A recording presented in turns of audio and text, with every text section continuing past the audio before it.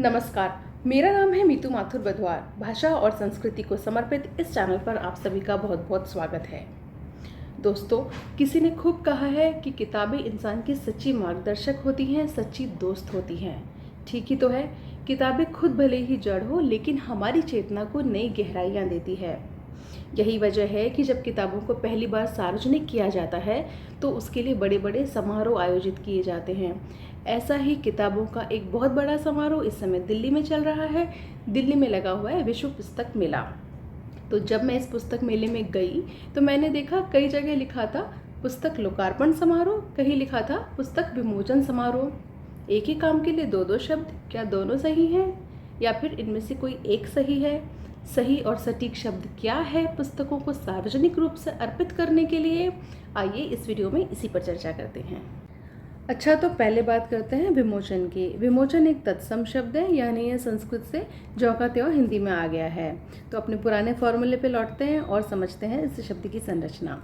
ठीक है, तो ये जो शब्द है इसमें पहले है विउपसर्ग, साथ में है मुच धातु। धातु का मतलब संस्कृत में क्या होता है? धातु का मतलब संस्कृत में होता है मूल क्रिया शब्द, और साथ में लगा है ल्युट् प्रत्यय। तो इसकी शब्द संरचना बनी है वि प्लस मुच प्लस ल्युट। यह आप स्क्रीन पर भी देखते चलिए।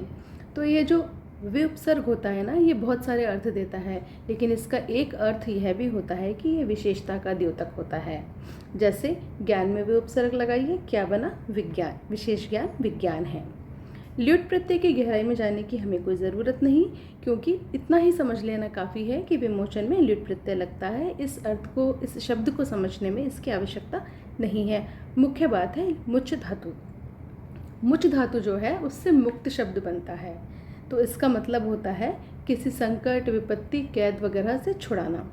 अच्छा, अब ज़रा एक बार सोच कर देखिए कि अगर आप रात को किसी सूनी गली में जा रहे हों और आपका दिल घबरा रहा हो, आपको डर लग रहा हो भूतों का, अपराधियों का, किसी भी तरह का, या फिर आप रात को घर में अकेले हैं, किसी वजह से आप डरे हुए हैं, या किसी भी तरह की कष्ट विपत्ति में हैं और आप डरे हुए हैं, आप किसे याद करते हैं? आप याद करते हैं हनुमान जी को।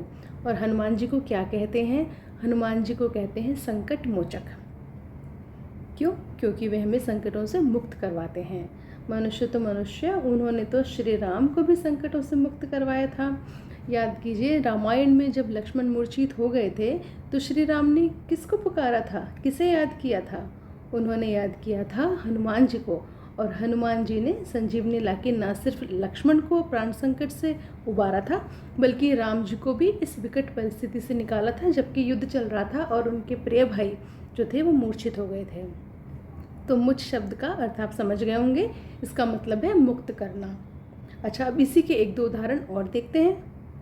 अच्छा, ये जो गाड़ियाँ होती हैं ना जिसमें पशुओं को जोता जाता है, जैसे घोड़ा गाड़ी, बैलगाड़ी, इनसे जब इन पशुओं को अलग करते हैं तो उसे भी विमोचन बोलते हैं। गाड़ी से घोड़े का विमोचन, बैल का विमोचन, क्योंकि उस समय उन्हें उस गाड़ी के बोझ से मुक्त किया जा रहा होता है।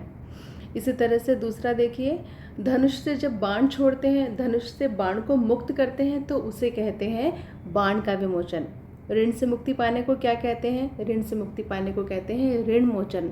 और इसी शब्द की थोड़ी गहराई में और जाएं तो एक बड़ी ही इंटरेस्टिंग बात पता चलती है।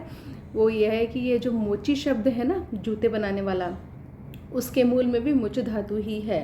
क्यों?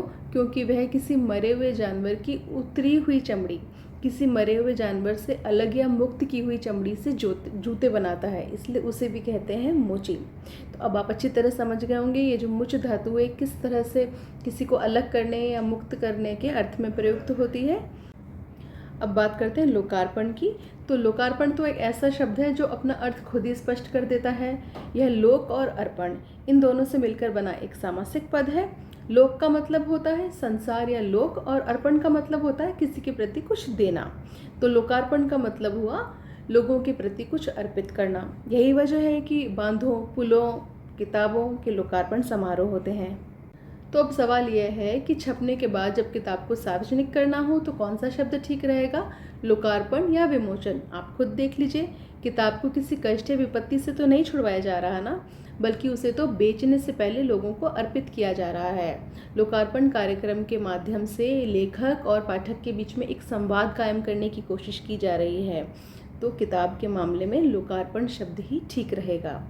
अच्छा, अब एक तर्क यह दिया जा सकता है कि विमोचन शब्द में भी उपसर्ग लगा है जो विशेष का अर्थ देता है, और किताबों के लोकार्पण के लिए विशेष समारोह भी आयोजित किए जाते हैं, इसलिए इन किताबों का विमोचन या विमोचन समारोह कहना गलत नहीं होगा। और फिर यह तो बहुत ज़्यादा स्वीकार्य भी हो चला है, लोकप्रिय भी है।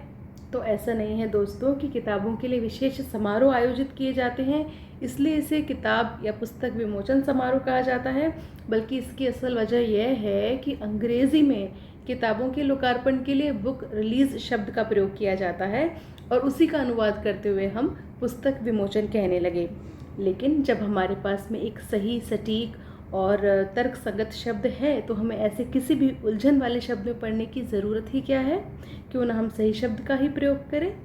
तो दोस्तों, मुझे उम्मीद है कि इस वीडियो में अब आपको विमोचन और लोकार्पण के बीच का फ़र्क स्पष्ट हो गया होगा और ये वीडियो भी आपको पसंद आया होगा। अगर पसंद आया है तो इसे लाइक कीजिए, शेयर कीजिए। चैनल पसंद कर रहे हैं तो सब्सक्राइब कीजिए। अगर हिंदी को लेकर आपके मन में अगर कोई उलझन है, कोई सवाल है, तो आप कमेंट बॉक्स में लिख सकते हैं। पूरी कोशिश रहेगी कि उस पर वीडियो बनाया जाए। धन्यवाद।